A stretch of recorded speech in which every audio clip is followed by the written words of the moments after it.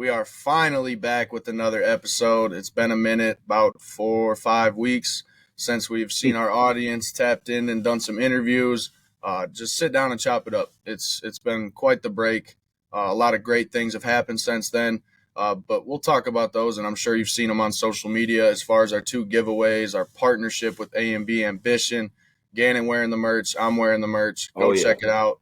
Use the code 365. It's Activewear. It's for the athletes. It's special. We're excited to be a part of that, and thank you to AMB Ambition. But today we got a special athlete in the building, an 815 girl, plays women's basketball at Rockford Lutheran. Very excited to have Soraya Parker in the building today. Gannon, let's take this one away. Yeah, first off, Soraya, thank you for joining us today. This is going to be a pretty fun recording. Seen some stuff on social media, connected with some other people that we've had on the show before with Peyton London, Midwest Wildcats. There's a lot of connections with all this. So I'm excited to hear your story, but kind of an icebreaker for the guests and everybody. Just kind of tell everybody who Soraya is, kind of on and off the court, and a little bit of fun things about you. Yeah, I'm Soraya Parker. I go to Lutheran, obviously, and I play basketball. Obviously, basketball is kind of the main part of my life right now, but off the court, I just love spending time with my family and my friends. That's really important to me, but I'm obviously thinking about basketball all the time. But that's a little bit about me. For sure. When did you start playing basketball? Do you remember the first time you picked up a basketball? Yeah, I actually started playing basketball in 4th grade. I actually never wanted to play. I refused to pick up a ball. I told my parents I would never play, but somehow I got convinced, and here I am today. But 4th grade is the very first memory I have of basketball. I think one of the first things when I was doing some research, kind of getting some notes on all this, was just your 1,000 points was January 11th of this year, like not even completed through your sophomore season. Like that is a huge accomplishment. Congratulations to that. Everything's going to keep going. Almost 600 points your freshman year, 17.5 points as a freshman. Like those are unheard of numbers. Just kind of talk about that experience, your first time getting into high school. Because a lot of people might not even get varsity experience till their second half of their high school journey, but you were able to have that, get that taste, that experience right away, and also have success. Kind of talk on that a little bit.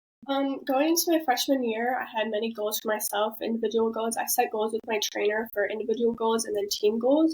One of my main goals was just to be a leader and kind of play a part on to my team and obviously contribute.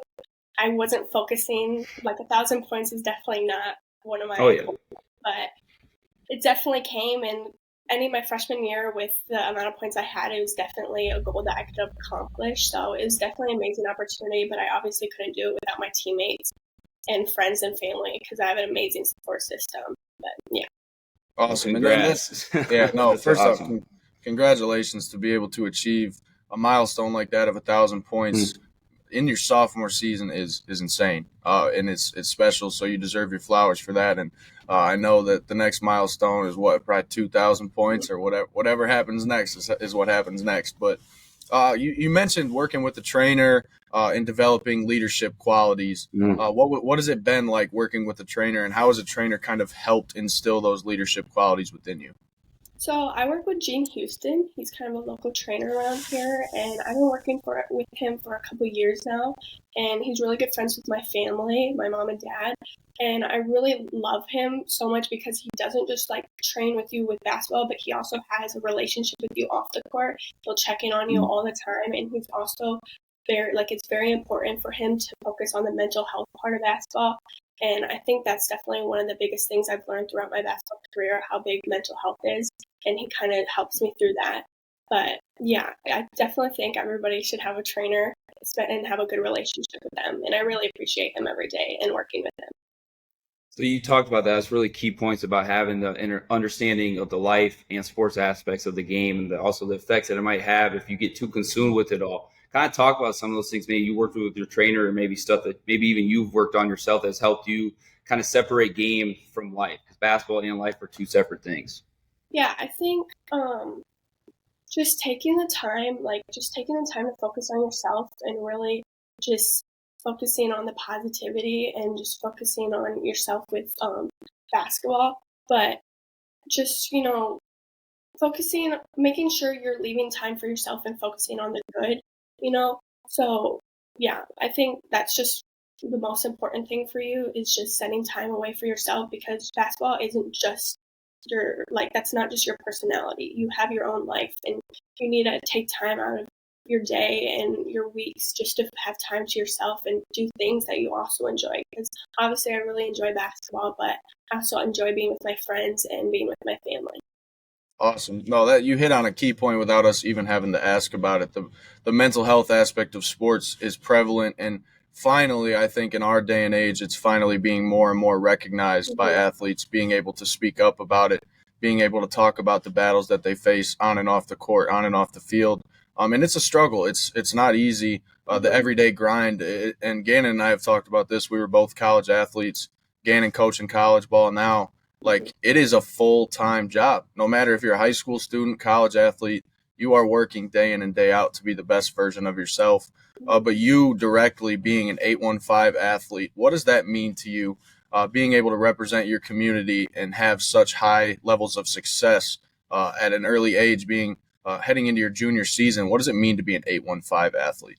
It's an opportunity. It's an amazing opportunity to be recognized. Obviously, a lot of different players have come out of the 815 and been very successful.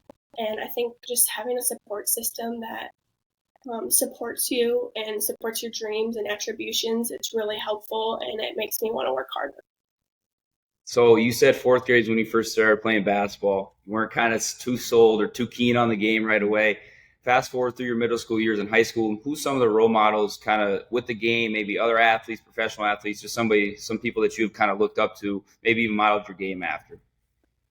So my dad played in college and my brother played in high school, so I kind of grew up around it. Just my brother's 4 years older than me, so he played in high school, so I kind of just grew up going to his games and stuff. It wasn't for him. He quit. But, yeah, I think I just kind of grew up around that, and when it kind of convinced me to play when I was in elementary school, I kind of fell in love with the game then. I kind of started taking it seriously in middle school. But just having a support system like my family, my trainers, my coaches, all just inspire me to go to practices and trainings every day, wake up early, and just keep working to be and better myself. 100%. I agree with that wholeheartedly. And obviously, we've talked about you heading into your junior season, the milestones you've already accomplished your freshman and sophomore season. Now let's talk about your school. What's been your favorite memories thus far being at Rockford Lutheran? Just kind of, hype up your school a little bit and take pride in where you come from and the school you get to participate in with sports. So Rockford Lutheran is kind of a small school. We conjoin with our middle school, and it's so small. Like, we all fit together in chapel. It's really nice. Like, we all kind of come together as a family, going to all the events. We have really good events going on, like basketball games, football games, all those different sports. Like, everybody comes together. We have, like, during half times, we'll have donations or just have different things going on. But at the end of the day, we're all together as a family. And I think since it's a small school, like, everybody just kind of knows each other, and nobody has anything against each other. But I think it's just a big support system at the end of the day. And that definitely translates for when you go play AAU and when you play with different teammates and all those different circuits that you're on. That helps to have that family cohesion unit because you've been through that, and that's how you live every single day. So that's awesome to hear. I want to flip it to I Am a Shooter film that I just saw that you were featured on. Kind of talked about some pregame music that you like is Frank Ocean and Bryce and Tiller. You really like to be calm. I really like that mindset. I just wanted you to hit on that a little bit more of why you like to be calm. Some guys and girls like to get fired up before games, get music, get screaming. Some girls don't want to listen to some music, whatever it is. Kind of talk about why you like that taste of music and the calmness with it.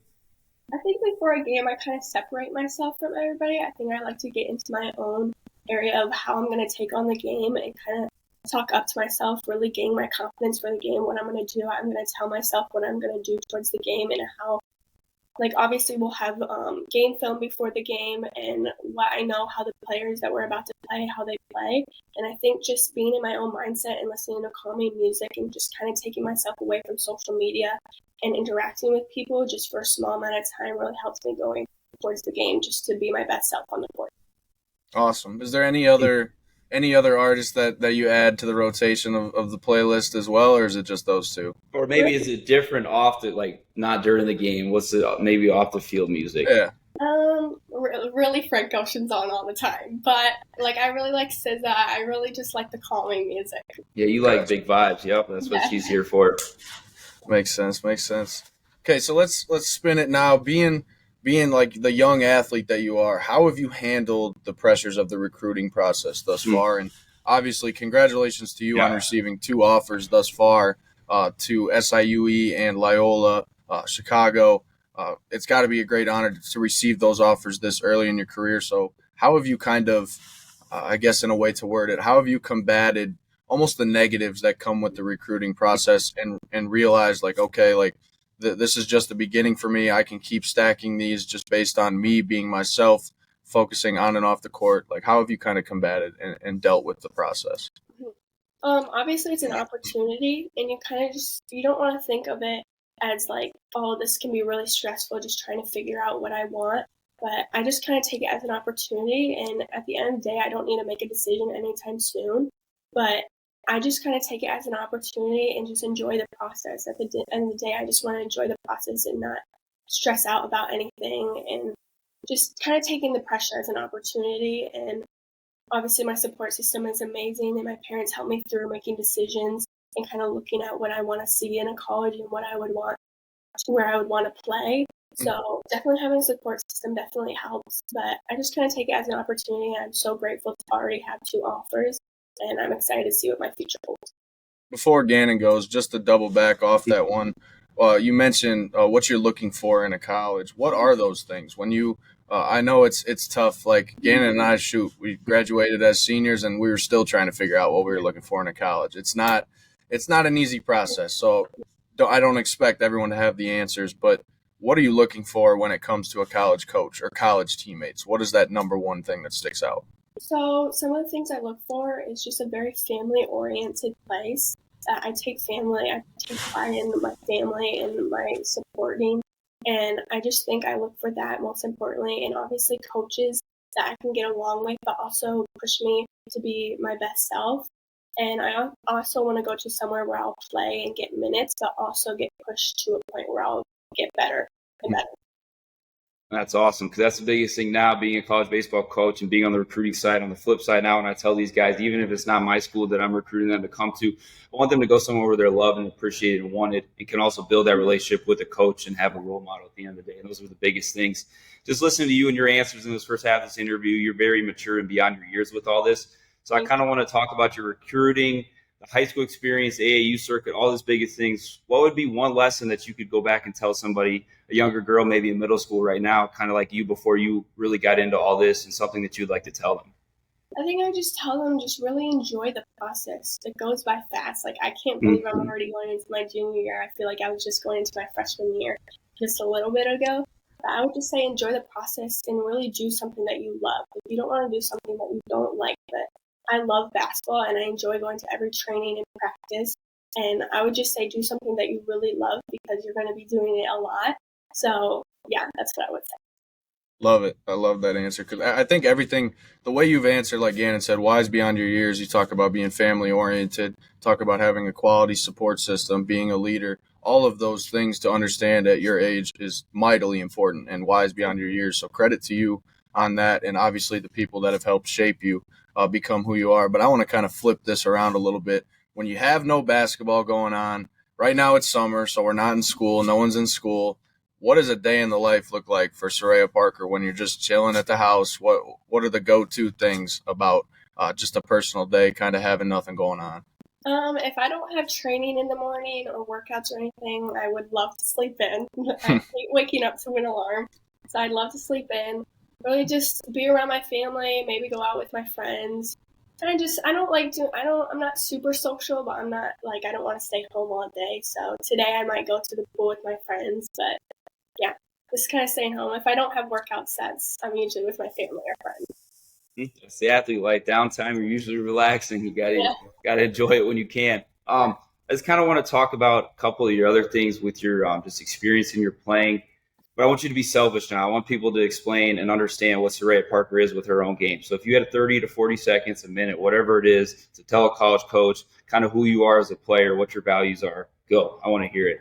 I think that I'm kind of an all-around player. I think scoring is my main thing when it comes to high school basketball, but also just getting it to my teammates, getting assists, and something I do want to work on is my defense. I think my defense has gotten a lot better since my freshman year, And that's always going to be one of my individual goals going into my next school year. But obviously, AAU and high school are very different things. And I think just being my best self and setting goals for myself to be my best player is my best thing that I can do. But I think just scoring and making open looks for my teammates is the best thing that I can do right now. 100%. Before Bryce goes, I said be selfish about her game, and I think maybe 10 seconds of that whole clip was her talking about her own game. That just sums it up about the person and the athlete right there, Bryce.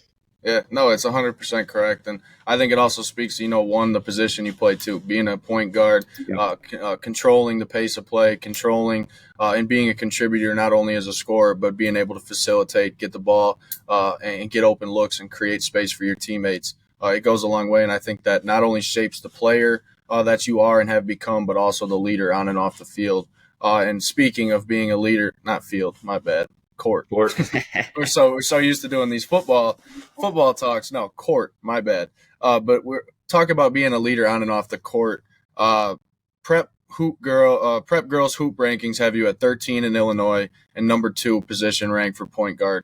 Overall, what is the outlook for this summer being with the Midwest Wildcats? Kind of talk about your schedule for the summer, separate from training. What does the game schedule look like? What are you most excited for?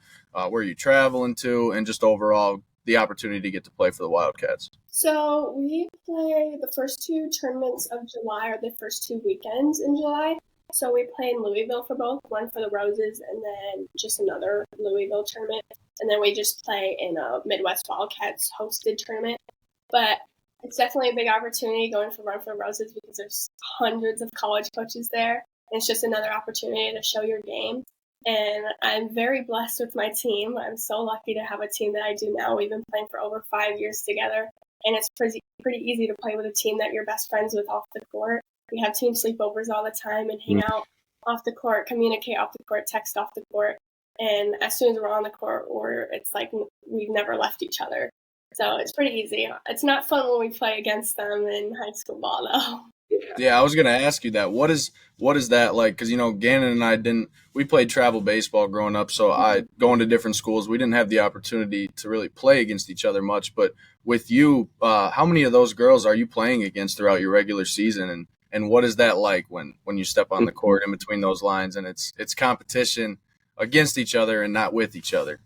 So a couple of girls are in my conference and they're on the same team. Which sucks. Yeah. Obviously, I'm going to try to do my best with my team, and I know how they play, but it's very different when you are on a high school team to an AAU team. But it's at the end of the day, it's really fun just to play against them instead of with them because it's just fun. I'll play some of the other girls just in non-conference games or tournaments, but it's really fun just to see them and play with them, and then after the game, just take pictures of them because at the end of the day, we're best friends. That's awesome because Bryce and I, like he mentioned with the travel ball, for the 6-7 years that we played, we almost had the same team, just a couple different guys kind of switching in and out, and that created the family and bonding.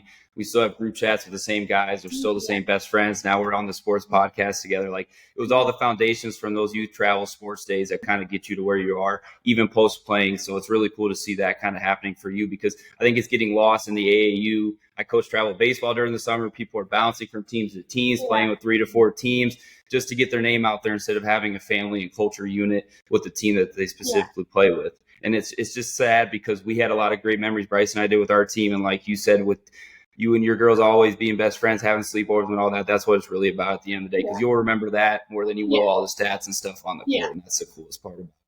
But I want to shift now to the notoriety and just the overall focus that's been on the women's basketball game and just the women's game overall over the last couple of years and really so much more this last year with games being on main TV providers every single night. The NCAA tournament was on full display. The Final Four was even better than the men's. So like a lot of those different types of things. Just kind of talk about your overall opinion on it and who are some of the college athletes that you're kind of looking up to right now? I think it's awesome how crazy in just like a year. I mean, compared to the year before this year's NCAA tournaments, it's crazy how many more viewers there are.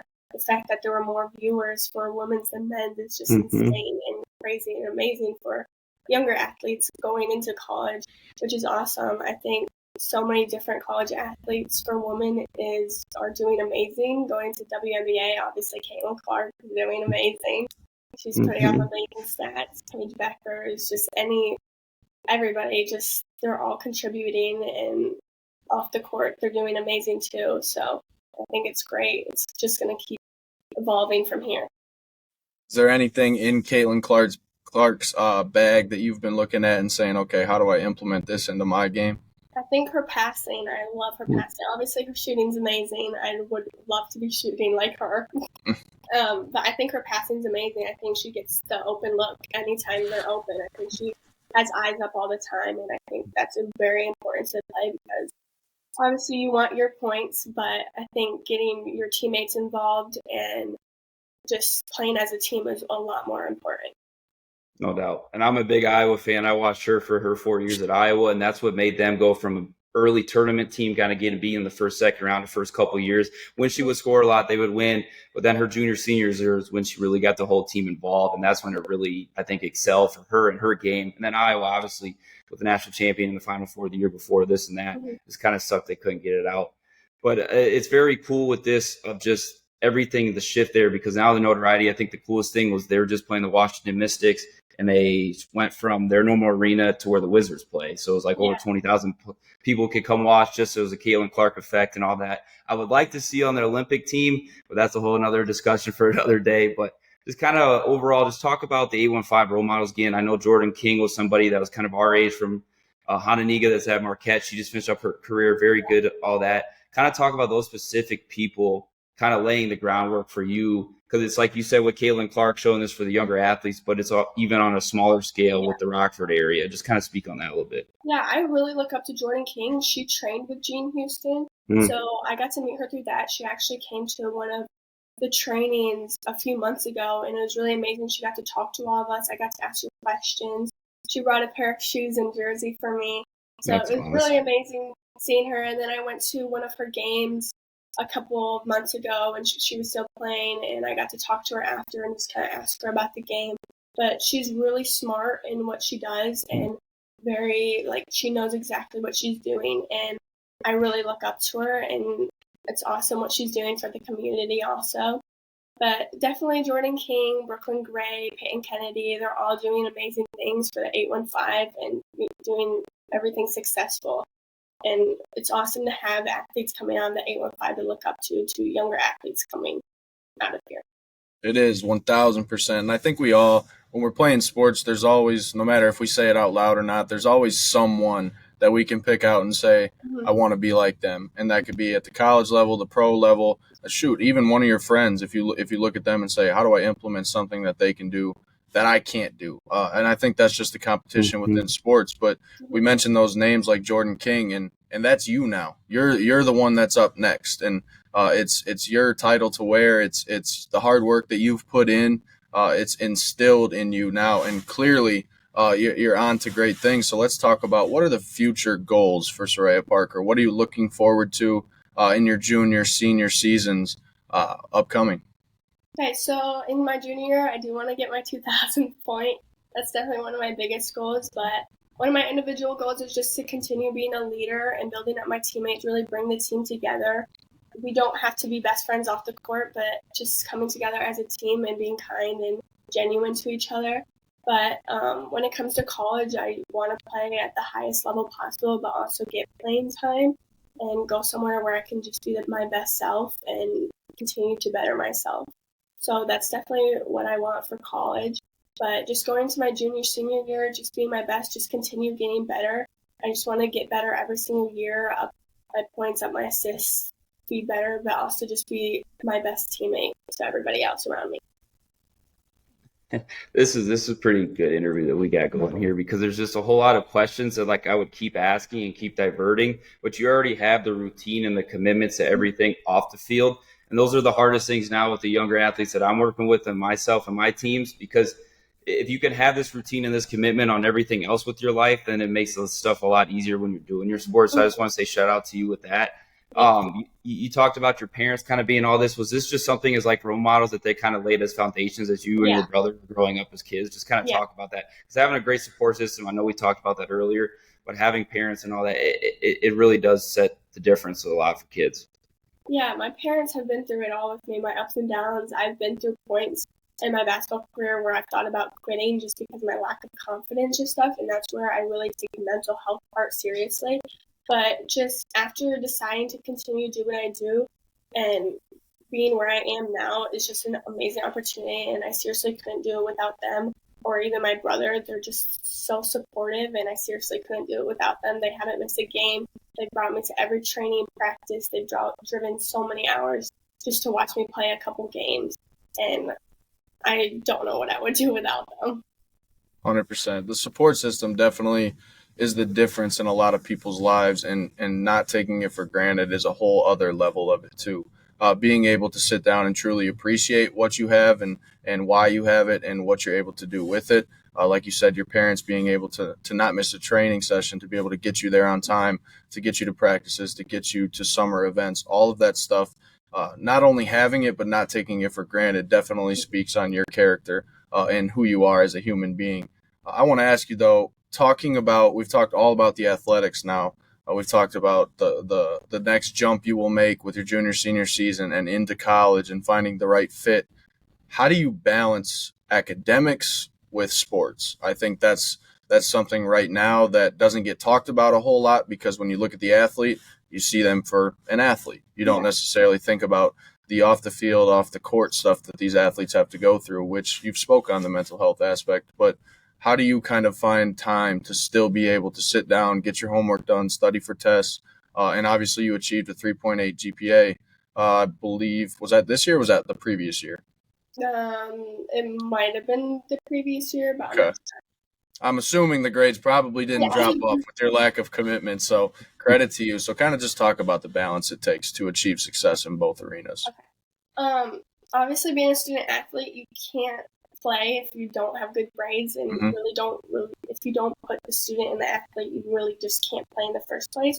So I think obviously you want to take basketball as the most important thing and your sport and take it to be the first thing you're focusing on. But realistically, you need to be doing what you need to do in the classroom to even be on the court or to go to practices. And I think it's highly important to focus on school, and just obviously balancing it can be hard with late practices and getting home late, but you have time. Realistically, you do have time. It's just what you do with the time. So what I kind of do is when I get my work, I get it done before I can do anything else. And just getting home, showering, getting more work done before I go to bed, I think it's just really important that you take that as a priority before you can actually play on the court. And that's the levels to these certain types of stuff. These are the same foundations that regardless when basketball is officially done, hopefully in a long time with you in your career, you're going to keep flourishing in the rest of your life, because those are the same foundations that are going to take you a lot of places.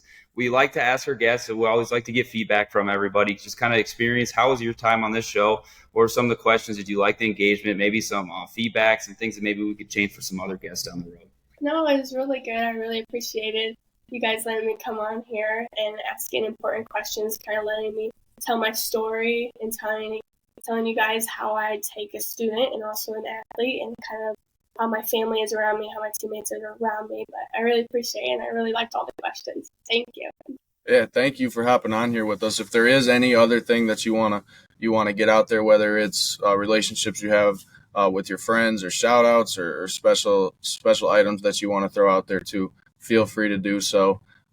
If not, like I said, like to relay off of what Gannon said, we do appreciate you taking the time out of your day. You know, it's summer, could be out at the pool, like you mentioned, but we appreciate you and we're thankful for you. And best of luck in your junior, senior seasons. And we know them offers are going to keep coming in. Thank you so much. I really appreciate this opportunity. Yeah, I just want to piggyback real quick what Bryce said. Everything, like I said, we haven't really talked a whole lot about basketball ins and outs, X and O's on this, and that's really what we try to accomplish from Bryce and I dictating it, but you ended up dictating it yourself this episode. So shout out to you, kudos to you, shout out to your parents, everybody that's helped raise you, because you got your head on the right, you're very mature, you're wise above your years. Keep trusting that, even when some people might not make you want to trust yourself. Keep trusting your instincts as you go through this recruiting and everything on life. And we'll be tuning in. You got new fans with us now. We'll be sticking with your journey. Thank you. So best of luck. 100%. We hope you guys appreciated and tapped into this episode with Soraya Parker. Get to know her journey, follow her on social media, and watch where she goes next. We appreciate you, and we will see you next time.